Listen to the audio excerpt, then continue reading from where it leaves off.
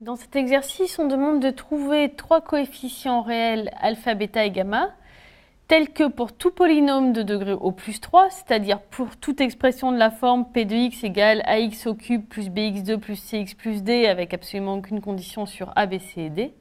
On a l'égalité suivante, l'intégrale de 2 à 4 de p de x dx égale alpha p de 2 plus bêta p de 3 plus gamma p de 4.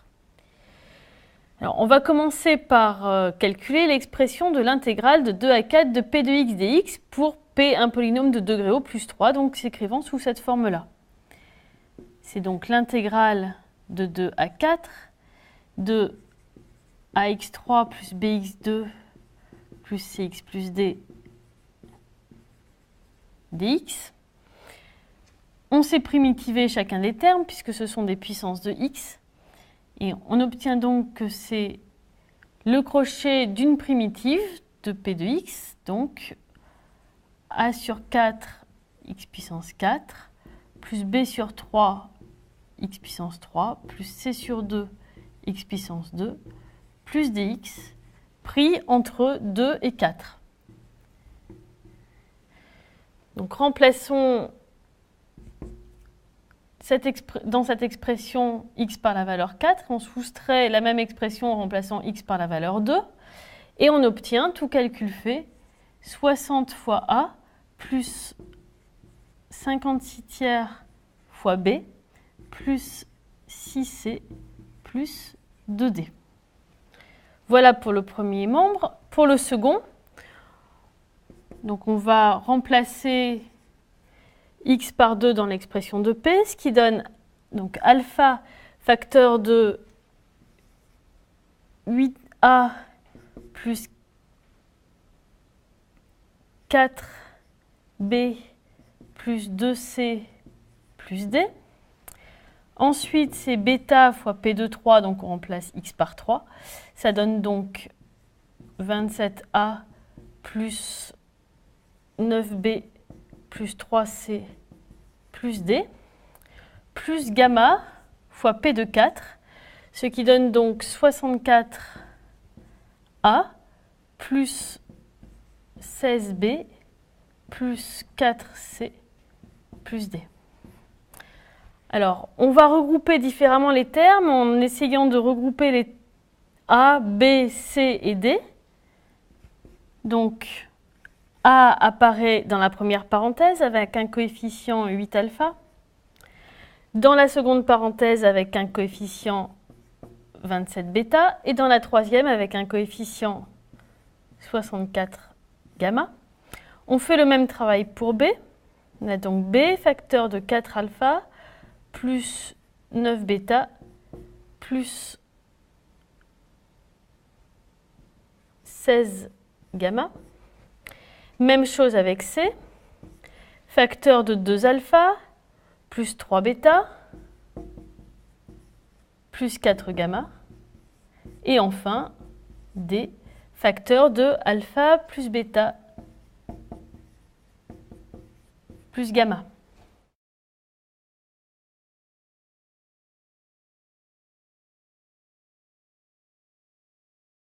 On vient donc de montrer que la condition donnée par l'énoncé est équivalente au fait que pour tout polynôme P s'écrivant sous la forme ax3 plus bx2 plus cx plus d, c'est-à-dire pour tout coefficient a, b, c, d des nombres réels, on a l'égalité suivante. Alors, on a une seule égalité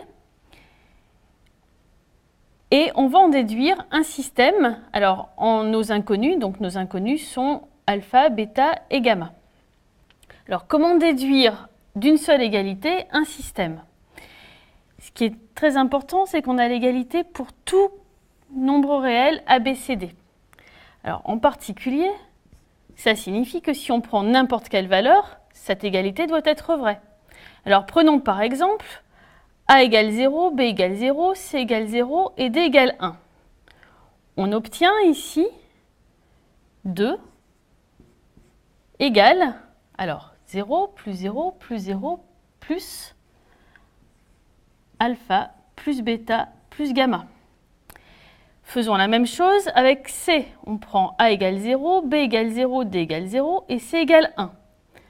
Ici, on obtient donc 6 égale 0 plus 1 fois 2 alpha plus 3 bêta plus 4 gamma plus 0. Et en faisant la même chose pour A et B, on obtient respectivement 56 tiers égale 4 alpha plus 9 bêta plus 16 gamma. Et en prenant A égale 1 et B, C, D égaux à 0, 60 égale 8 alpha plus 27 bêta plus 64 gamma. Alors, on a raisonné par implication, mais évidemment, si on a ces 4 égalités-là, celle-là sera vraie pour toute valeur de A, B, C et D. Donc en fait, on a l'équivalence. Et on a vraiment utilisé le fait que c'était vrai pour toute valeur de A, B, C et D. Alors, remarquons qu'en fait, on aurait pu aussi raisonner différemment en utilisant que ici, on a une égalité qui doit être vraie pour tout polynôme de degré inférieur ou égal à 3. Et c'est une égalité qui est linéaire en la variable P. Donc, en utilisant un résultat d'algèbre linéaire et en utilisant une base de l'ensemble des polynômes de degré au plus 3, on aurait pu récupérer chacune de ces équations en appliquant l'égalité à une base de R3 crochet x, c'est-à-dire le polynôme constant égal à 1, le polynôme égal à x, le polynôme égal à x carré et le polynôme égal à x3. On a donc transformé notre égalité en un système à 4 équations et 3 inconnues. On n'est donc pas sûr du tout qu'il existe une solution. Alors, on va résoudre ce système en utilisant, par exemple, la méthode du pivot de Gauss. Alors, dans la première ligne, le coefficient de alpha est non nul. Il est même égal à 1. Donc, on va garder l'ordre des lignes et utiliser la première ligne pour faire disparaître le alpha dans les lignes suivantes. Donc, la première ligne s'écrit alpha plus bêta plus gamma égale 2. Pour faire disparaître le alpha dans la deuxième ligne, on va remplacer la deuxième ligne par la deuxième ligne moins 2 fois la première. Ce qui fait évidemment disparaître le alpha. Et on obtient ensuite 3 bêta moins 2 bêta, c'est-à-dire bêta, plus 4 gamma moins 2 gamma, c'est-à-dire 2 gamma. Et puis on fait la même opération sur le second membre. 6 moins 2 fois 2 reste donc 2. Dans la troisième ligne, on veut faire disparaître aussi le alpha. Donc on va remplacer la troisième ligne par la troisième ligne moins 4 fois la première. On fait donc disparaître le alpha. Et il reste ensuite 5 bêta plus 12 gamma. Et c'est donc égal à 56 tiers moins 4 fois 2, qui fait donc 32 tiers. Et enfin, dans la dernière ligne, on remplace la ligne numéro 4 par la ligne numéro 4 moins 8 fois la première, ce qui permet de faire disparaître le alpha. On obtient ensuite 27 bêta moins 8 bêta, c'est-à-dire 19 bêta. 64 gamma moins 8 gamma, c'est-à-dire 56 gamma. Et pour le second membre, 60 moins 8 fois 2, qui fait 44. Alors, on ne touche plus à la première ligne. Et ici, on a maintenant un sous-système avec uniquement 2 variables, bêta et gamma. Bêta apparaît dans la deuxième ligne, donc on ne va plus y toucher. Et on va utiliser cette deuxième ligne pour faire disparaître le bêta dans les deux autres. Donc, on réécrit la première ligne sans y toucher. Alpha plus bêta plus gamma égale 2. La deuxième ligne, bêta plus 2 gamma égale 2. Et on va remplacer la troisième ligne par la troisième ligne moins 5 fois la deuxième.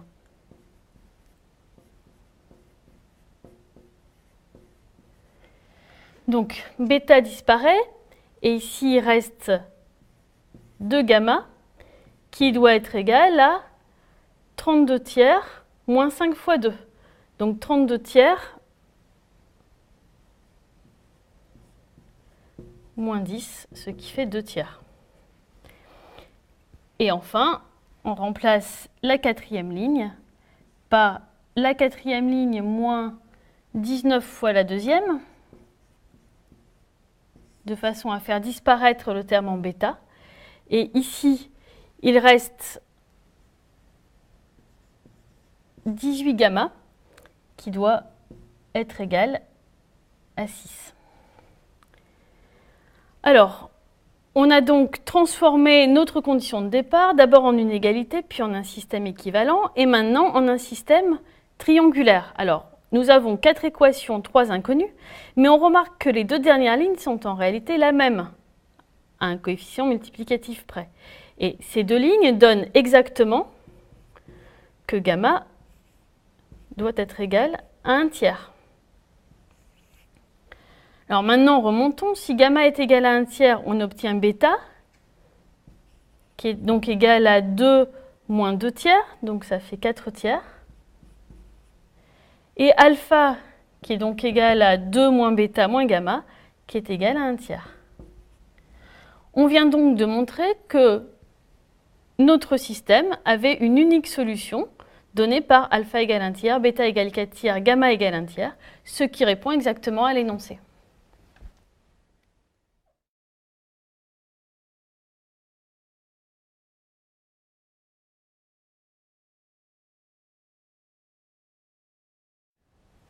Voyons un autre exemple de situation où, à partir d'une seule équation, faisant intervenir plusieurs inconnus, on récupère un système équivalent. Il s'agit ici de trouver 3 réels alpha, bêta et gamma, tels que pour tout x, on ait l'égalité écrite ici. Donc c'est en fait un exemple de décomposition en éléments simples d'une fraction rationnelle. Ce genre d'égalité est très utilisé, par exemple, pour calculer des intégrales de fractions rationnelles. Alors, voyons comment obtenir à partir de cette égalité un système équivalent. On va commencer par réduire au même dénominateur cette expression-là. Donc, alpha x plus bêta sur x moins 1 au carré plus gamma sur x plus 2. Si on réduit au même dénominateur, cela donne alpha x plus bêta facteur de x plus 2 plus gamma facteur de x moins 1 au carré, le tout divisé par x moins 1 au carré fois x plus 2. Et lorsqu'on développe, on obtient l'expression suivante. On regroupe selon les puissances de x, et cela donne alpha plus gamma facteur de x carré, plus 2 alpha plus bêta moins 2 gamma facteur de x, plus 2 bêta plus gamma. Et on a toujours au dénominateur x moins 1 au carré fois x plus 2. Alors maintenant, l'égalité qui est la condition qui est écrite ici, donc que je vais appeler étoile, est équivalente à dire que pour tout x, on a l'égalité entre ces 2 fractions. Alors ces 2 fractions ont le même dénominateur, et donc dire qu'elles sont égales pour tout x, ça signifie que le numérateur va être égal pour tout x. Donc, de façon équivalente, cela signifie que pour tout x, moins x carré plus 11x moins 1 est égal à alpha plus gamma fois x carré plus 2 alpha plus bêta moins 2 gamma fois x plus 2 bêta plus gamma. Alors, on a une seule égalité, mais elle doit être vraie pour tout x. Et d'après les propriétés des polynômes, on sait que cela est équivalent au fait qu'on puisse identifier les coefficients de x carré, de x et constant. Donc c'est équivalent à dire que le coefficient ici de x carré, c'est-à-dire alpha plus gamma, est égal au coefficient du x carré dans le membre de gauche, c'est-à-dire moins 1. Le coefficient de x ici, c'est-à-dire 2 alpha plus bêta moins 2 gamma, est égal au coefficient de x dans ce terme-là, c'est-à-dire 11. Et de même, 2 bêta plus gamma est égal à moins 1. Donc on a traduit cette égalité sous forme de système. Attention, si on avait eu cette égalité-là que pour une ou deux valeurs de x, on n'aurait pas pu en déduire le système. Alors maintenant, on a un système linéaire à 3 équations, 3 inconnus, alpha, bêta et gamma. Et je vous laisse utiliser la méthode que vous préférez pour montrer que ce système admet en fait une unique solution donnée par alpha égale 2, bêta égale 1 et gamma égale -3.